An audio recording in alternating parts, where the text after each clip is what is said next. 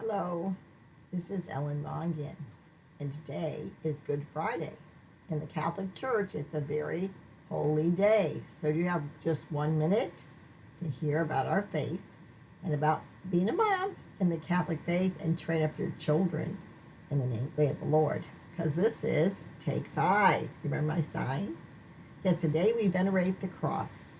We remember what Jesus has done for us. We remember that the Passion of Christ was a series of 3 different days in our church: Holy Thursday, Good Friday, and then the Saturday was the day before his resurrection into heaven, and then Easter Sunday. He is risen. Christ has died. Christ is risen, and he'll come again. You can count on that. He's a man of his word. If God says it, he will surely do it. God is trustworthy. He can't always trust us. We can always trust him. I brought my cross that my grandma used. I used it the other day. It's a very beautiful cross. I think she probably got it in Italy. You see, crosses can be very beautiful. But the thing is, what Jesus did for us is really even more beautiful. I talked the other day about the fact that he's preparing a place for us. And we're going to go one day to the place he's prepared.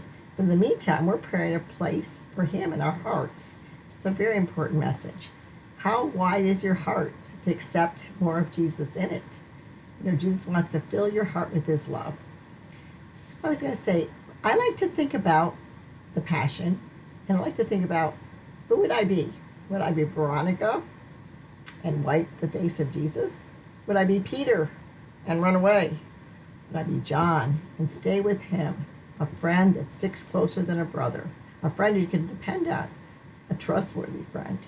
Would I be Mary and weep real tears at the loss of my son? Watch an innocent man be spit at and crucified, be persecuted before and called names. Would I watch him as he struggled and fell the first time, and then the second time, and the third time? Who would I be? Would I be Simon? And how willing would I be to take that cross, shoulder with a man I did not even know? Who would I be? Well, we did a podcast. Were you there? Jan Ann Bomberg and I. It's on Wow Mom on YouTube under Ellen Mongan. So we did the podcast, and we at the end of the podcast, we did a little devotional. It's worth a listen today if you have some time. It's like a podcast about who we be and being there when Jesus died. And then the end we put down, we can't be there when Jesus died. We can be there now for his people. We could be Veronica to someone and wipe their face as they're suffering. We could be Simon, take the other end of the cross. We could be Peter and run away and then come back stronger. We could be Mary the mother, maybe bring a meal, maybe help them out with some financial needs. We could be there now. We could be his feet, the feet of Jesus. We could be his arms, the arms of Jesus. We could be his love, the heart of Jesus.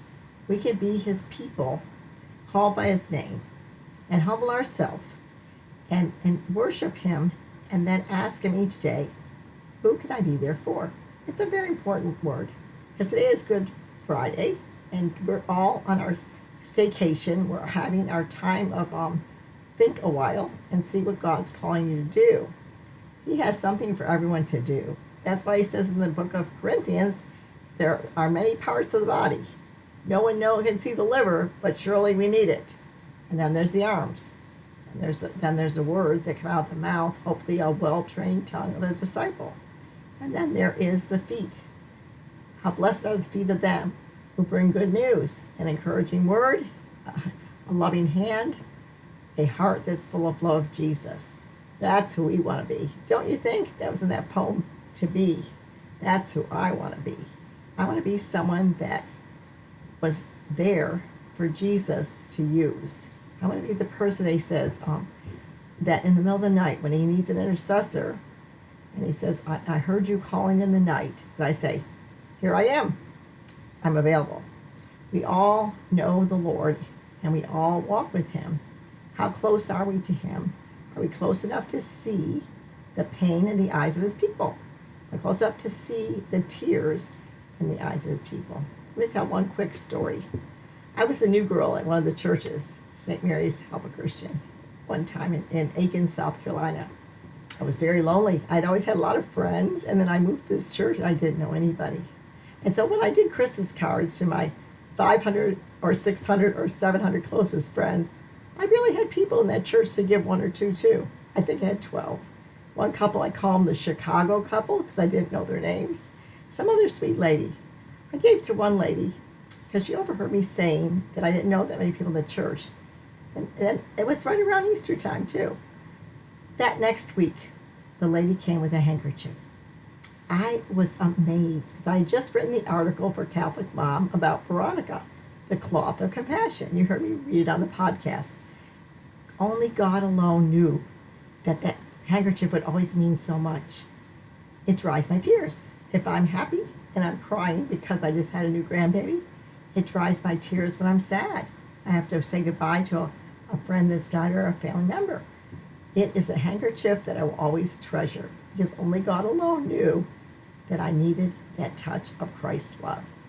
Will you be the hands of Christ today? Will you be the feet that walk towards the lonely and help them to feel at home? Will you be the heart of Jesus? Maybe his intercessor, or maybe maybe his friend. You know, Jesus likes us to be his friend first. That's how we get to know him. You get to know friends by being there for them. I'll never forget that lady in the act of kindness. I'll never forget how God uses all people. Maybe someone gets on your nerves, but then they're the one that sees a different side of you than you see yourself. They may be the friend that calls you on. They may be the friend that makes you feel at home when you're the only one in the room that doesn't know anybody. So thank you so much today. This is Ellen Mongan from Wow Mom. Catch that podcast on Wow Mom. This is Take 5 today, but on Wow Mom on YouTube. Were you there? Be there now. Thank you for taking a minute with Ellen Mongan. I enjoyed our time together. I hope you did too. And never forget what he's done for you. See, it means more. It's a pretty cross, but it means more when you know what he's done for you. Thank you so kindly, and have a great day. I'm going to sign off now. Wow, Mom. It's Ellen. Have a good one.